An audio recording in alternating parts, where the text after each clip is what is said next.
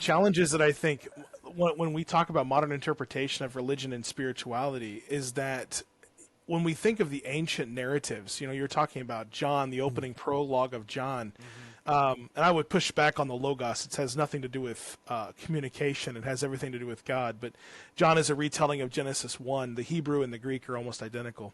But when we think about the ways in which creation stories are written, they are about answering the question, Daniel, that you brought up, kind of as we were getting into this, is about like what happens next. Yeah. So the stories are all about an active deity engaging with a people who want that question answered. What is next? What is next?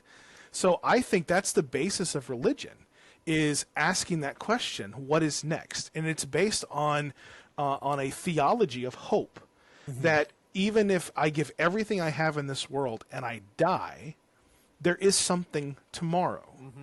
And that sense of hope is what, in a sense, drives civilization.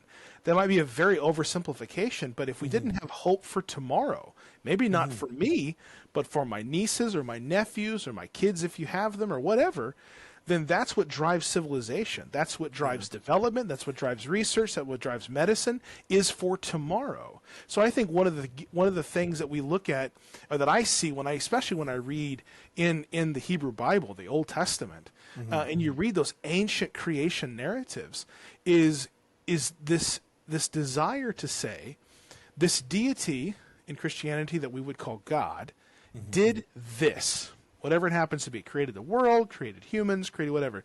It's not meant to be some kind of scientific, breakdown of a 7-day period. It's not the idea. But that God did something for the overall gains of what ended up becoming humanity, Adam and Eve, right? But at the same time, when God did act, new things happened. But we didn't capture the whole story. We're targeting, why is this happening? Why are we here? Why is there bad things in the world? Those questions are what drive the religious narrative. So that's not necessarily scientific, but it's answering those questions in a very different kind of way.